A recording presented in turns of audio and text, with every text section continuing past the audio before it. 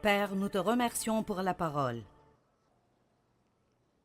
C'est merveilleux pour moi, Seigneur, que pour chaque problème que nous rencontrons, la réponse est dans ta parole, chacun d'entre eux.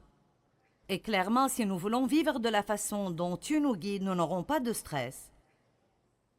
Alors nous avons besoin que tu nous parles ce week-end et tu nous aides à comprendre les changements que nous pouvons faire par ta grâce, qui nous aide à vivre dans la paix. Au nom de Jésus. Amen. Eh bien, le stress est la maladie du siècle.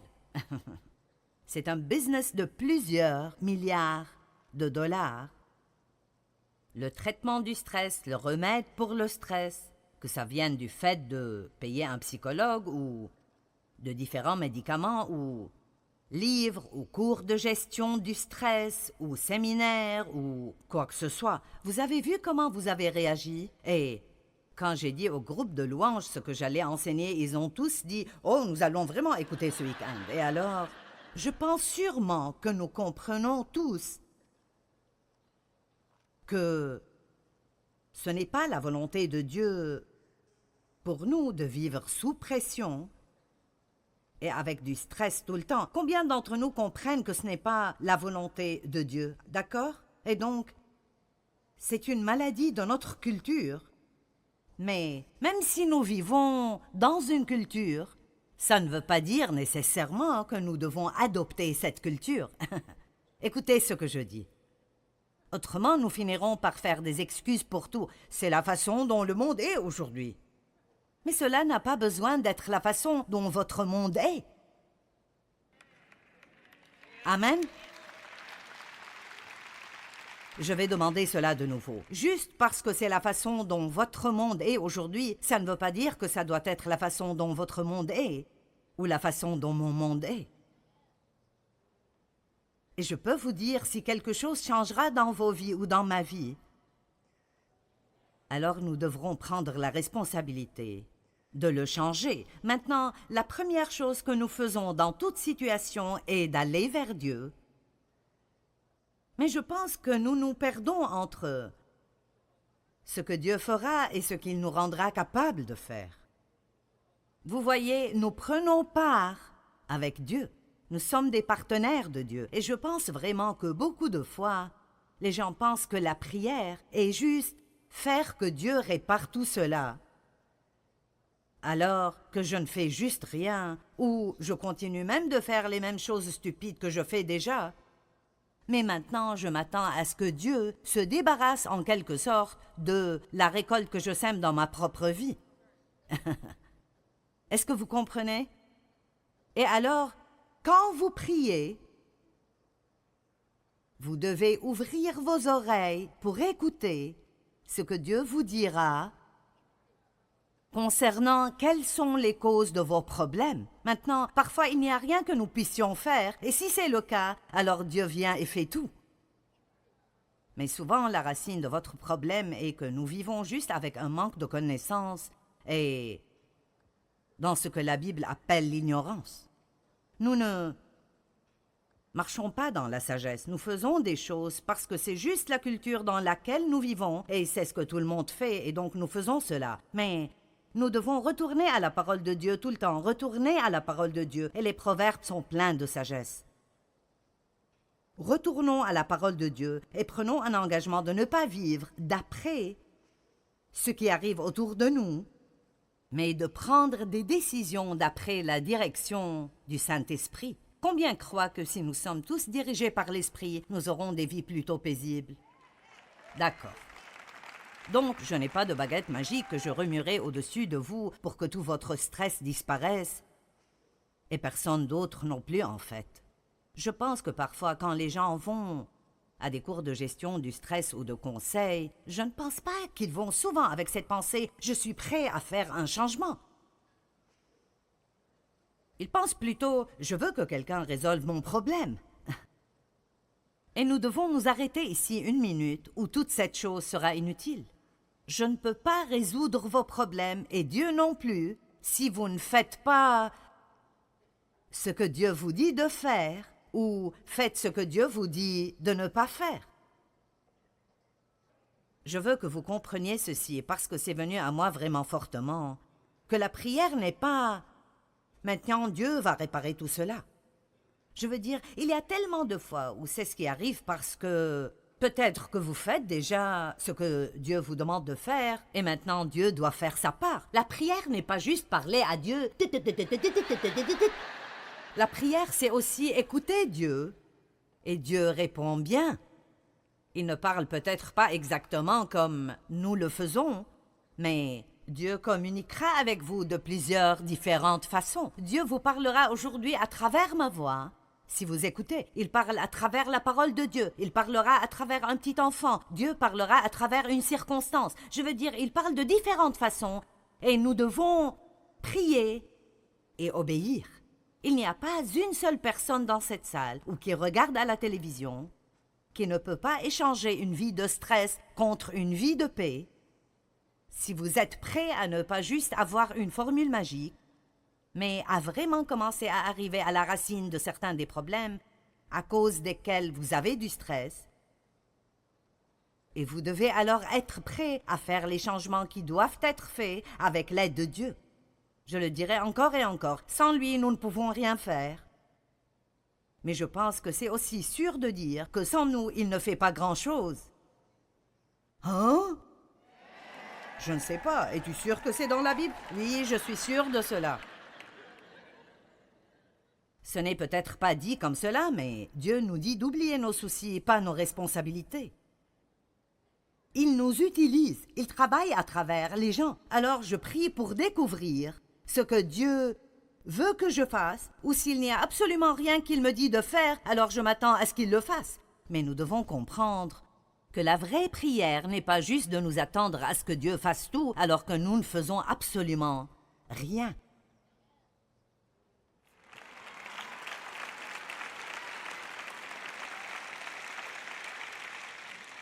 Le stress est tout autour de nous, et il y a peu de chances qu'il diminue. Donc, quelles sont nos options? J'ai essayé pendant de longues périodes de temps de changer tout autour de moi. Et c'est peut-être là où vous êtes maintenant. Eh bien, si tu arrêtes de faire ça, j'aurai la paix. Et si tu arrêtes de faire ça, j'aurai la paix. Et si tu commences à faire ceci, alors j'aurai la paix. Si j'avais plus d'argent ou si j'avais un meilleur patron, j'aurais la paix. Et c'était toujours quelque chose d'extérieur. Allons maintenant. C'était toujours quelque chose d'extérieur qui était la raison pour laquelle je n'avais pas de paix. Et vraiment, ça nous ramène en arrière jusqu'au jardin d'Éden, le blâme. La femme que tu m'as donnée, elle me l'a donnée.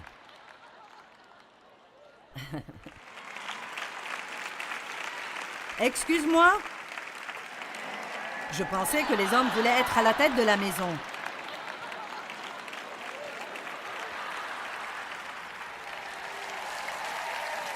Quoi, à propos d'être à la tête du jardin, il faut commencer comme il faut. Ne vous inquiétez pas, je continue. Mais tant que nous ne quittons pas de cette notion que, eh bien, tu sais, je veux juste de la paix et tu voles ma paix. Et si mes circonstances changeaient, j'aurais plus de paix.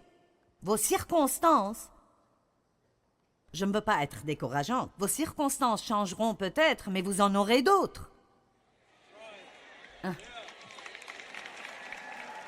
Je veux dire, c'est vrai, vous savez, vraiment, celles que vous avez s'en iront. Quelque chose d'autre viendra. Nous devons juste apprendre comment être dans le monde, mais ne pas agir comme lui. Donc le stress est tout autour de nous. Il n'est pas prêt de diminuer, donc quelles sont nos options? Eh bien, nous n'en avons que deux d'après ce que je perçois. Continuer à être stressé jusqu'à ce que nous craquions. C'est une option et, tristement, je sais que certains de vous prendront cette option. Ou vous pouvez apprendre à ne pas être affecté par le stress en l'empêchant de venir en vous. Ce qui est autour de nous n'a pas besoin d'entrer en nous. Amen. La paix a été définie comme étant un cœur calme. Et mon Dieu, j'aime cela. un cœur calme. Jésus était entouré par des situations stressantes. Rejeté par sa famille et ses amis. Certains passent par cela maintenant. Vous laissez cela vous stresser. Accusé d'être vil, accusé de faire quelque chose ou avoir une sorte de motif méchant qui n'est pas vrai à votre propos du tout. Les fausses accusations peuvent nous stresser. Nous voulons convaincre tout le monde que nous sommes bons. Remarquez que Jésus n'a jamais essayé de faire cela. Ses disciples avaient besoin de beaucoup de corrections. Il les édifiait pour le travail de porter l'Évangile au monde et ils avaient une période très courte pour faire cela. Parfois, tous les gens autour de nous qui ne font pas ce qu'ils devraient faire peuvent vraiment nous stresser. Je dois toujours te dire quoi faire, à chaque fois, constamment. Et puis quand je te le dis, tu ne peux pas le faire. Des foules énormes le suivaient partout. Et ils voulaient tous des miracles, des guérisons et être aidés d'une certaine façon. Vous savez, j'ai même dit, tous ceux qui viennent vers moi veulent quelque chose. Certaines des mamans, vous vous sentez ainsi. Votre mari veut quelque chose, les enfants veulent quelque chose, puis vos parents vous appellent et ils veulent quelque chose. Et puis votre belle-mère veut quelque chose, et c'est juste que tout le monde veut quelque chose de vous, et vous n'avez plus rien à donner. Combien d'entre vous ressentent ceci? Mais vous voyez, Jésus, bien qu'il soit là pour les gens, il avait des limites. Et nous allons parler des limites plus demain soir. Vous savez, si vous ne voulez pas que le chien des voisins fasse ses besoins dans votre jardin, alors mettez une barrière.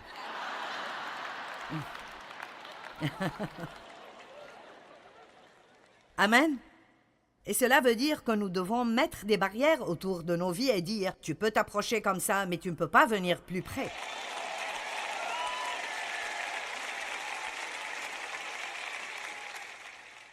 L'un de ses disciples l'a trahi pour 30 pièces d'argent. Pierre a même nié qu'il le connaissait à un moment critique dans sa vie, et Pierre était l'un de ses bons amis proches.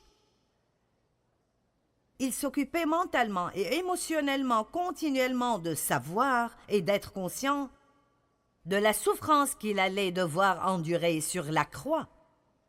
Wow! Quelle journée stressante!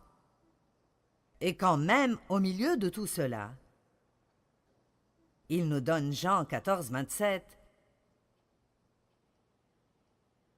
« Je vous laisse la paix. » C'est ma propre paix que je vous donne et que je vous lègue. Je ne vous donne pas comme le monde donne.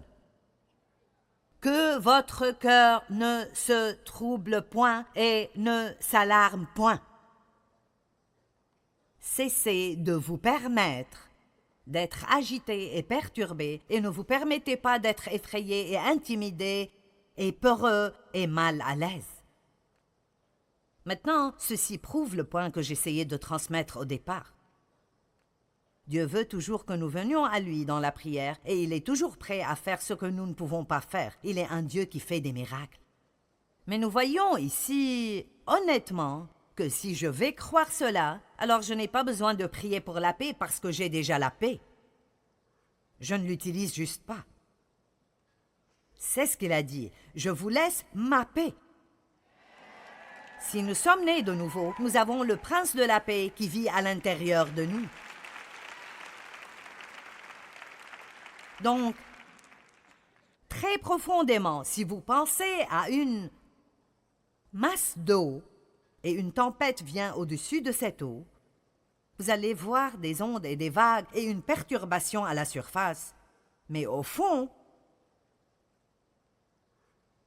c'est juste aussi calme que ça peut l'être. C'est pour cela que la paix est décrite comme un cœur calme. Toutes sortes de choses peuvent arriver autour de nous, mais si nous maintenons une communication avec Dieu et nous continuons à lui faire confiance, nous pouvons toujours avoir sa paix. Cela ne veut pas dire que nous devons aimer la circonstance ou que ça ne fait pas mal. Mais ça veut dire que nous pouvons avoir ce genre spécial de paix. La paix que le monde offre est une paix qui marche seulement quand les circonstances nous conviennent. Mais Jésus nous a donné quelque chose qui est de loin supérieur à cela. Il nous donne une paix qui est vraiment la meilleure façon dont je pourrais le dire et que c'est une paix qui n'a pas de sens. C'est une paix irrationnelle. En d'autres termes, je ne sais pas comment j'ai la paix.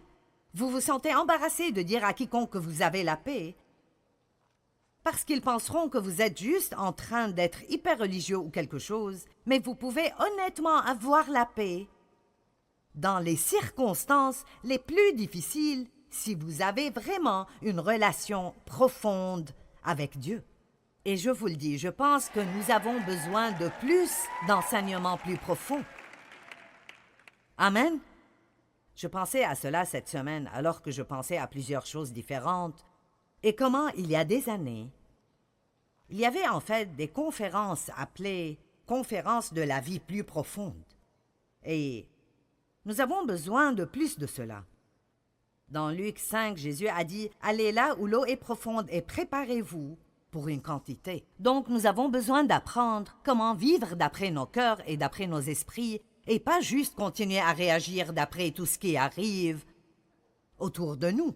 « Eh bien, je ne sais pas comment faire cela. Continue à prêcher, ma sœur. » D'accord, eh bien, quelle valeur donnez-vous à la paix?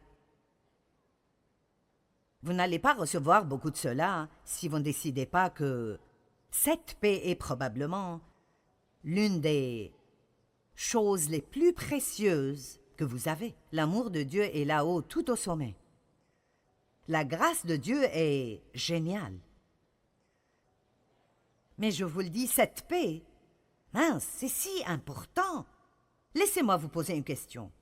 Pourquoi sortiriez-vous même du lit si vous devez sortir du lit et être gêné toute la journée?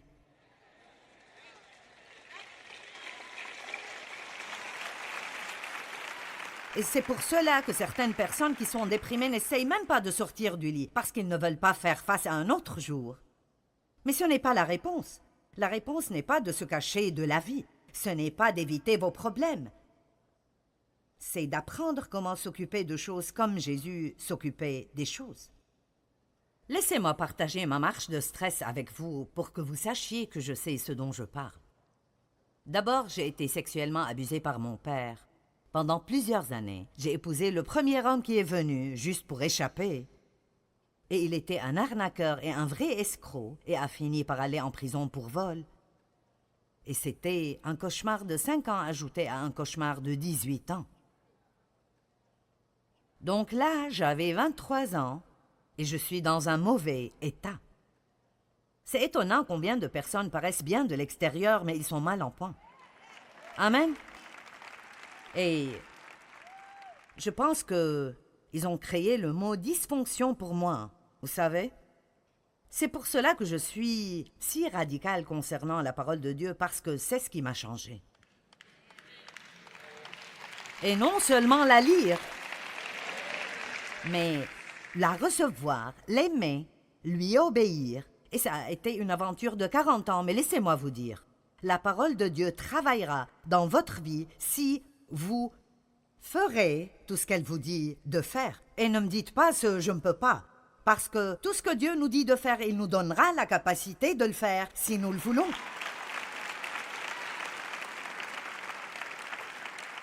Donc je m'inquiétais, j'étais pleine de peur, j'étais en colère, je n'étais pas assurée. En résumé, je ne me sentais pas bien à mon égard. Donc j'ai essayé de trouver de la valeur dans mon travail et dans l'accomplissement. Donc j'ai travaillé jusqu'à la mort.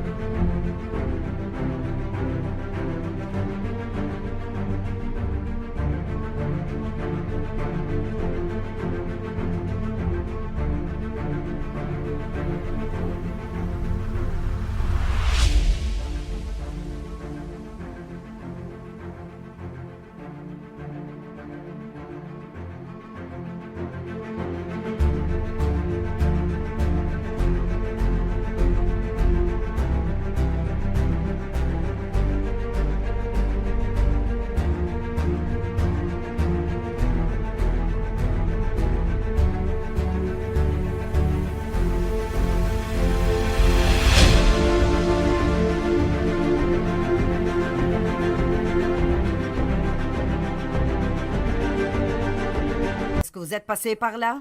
Amen. J'avais des problèmes physiques à cause de tout le stress. J'ai créé des problèmes dans toutes mes relations personnelles parce que j'étais surchargée tout le temps. Savez-vous que si vous êtes stressé tout le temps, vous n'êtes pas facile à côtoyer? Point final, fin de la conversation. J'étais même une chrétienne dans le ministère à plein temps et j'avais toujours tous ces problèmes.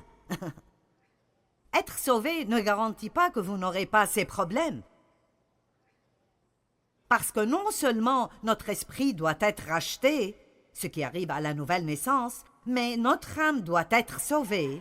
Et c'est votre pensée, votre volonté et vos émotions. C'est comment vous pensez, comment vous réagissez, les décisions que nous prenons. Et c'est pour cela que j'aime Jacques 1, 21 qui dit « Recevez la parole de Dieu avec humilité, car elle contient la puissance de sauver votre âme. » Donc, alors que je partage la parole avec vous, votre âme est en train d'être renouvelée. Cela veut dire que votre pensée change alors que vous vous asseyez ici.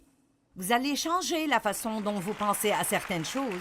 Et si vous changez la façon dont vous pensez, ça changera la façon dont vous parlez. Et quand vous changez la façon dont vous pensez et dont vous parlez, ça commencera à changer votre attitude. Et puis cela changera votre comportement. Et puis tout d'un coup, tout ce qui est dehors ne peut plus vous contrôler.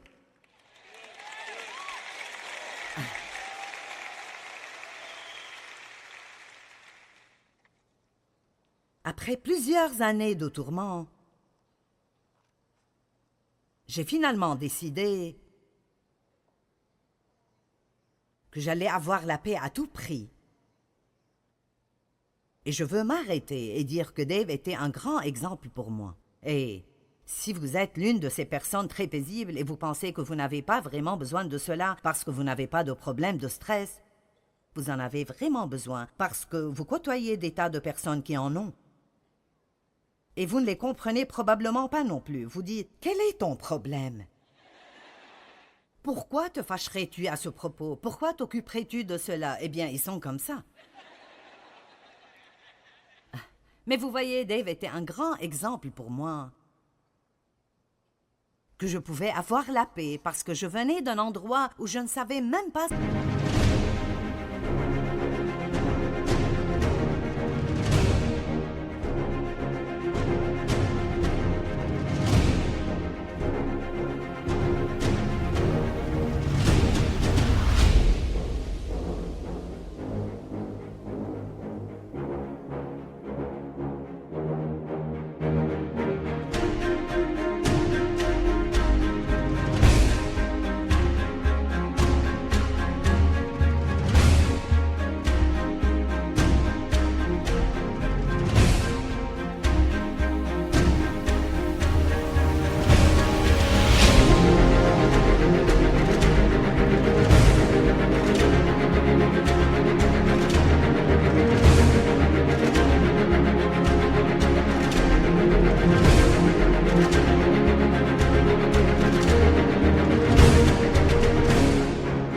que c'était.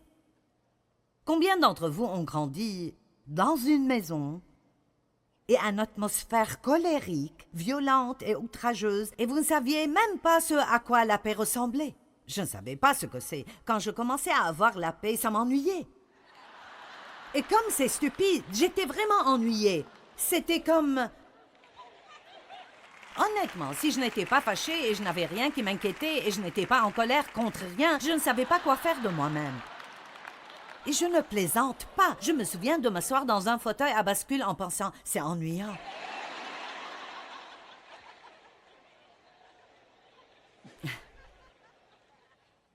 Si vous allez vraiment sortir avec ce message, vous allez devoir passer par un choc culturel. J'ai décidé que si Dave pouvait l'avoir, je pouvais l'avoir. Si quelqu'un pouvait l'avoir, je pouvais l'avoir. Alors j'ai pris une décision.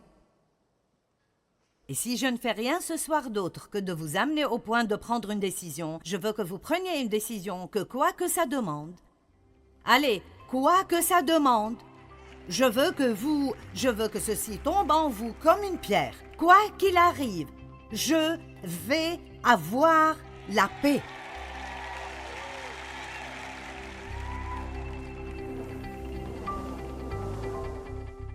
Vous ne devez pas vivre surchargé et stressé. Vous pouvez en fait prendre le défi de faire tout ce qu'il faut pour avoir la paix.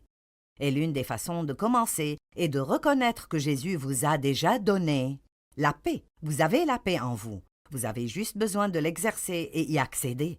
Dans Jean 14, 27, il a dit « Je vous laisse ma paix. C'est ma paix parfaite que je vous donne. »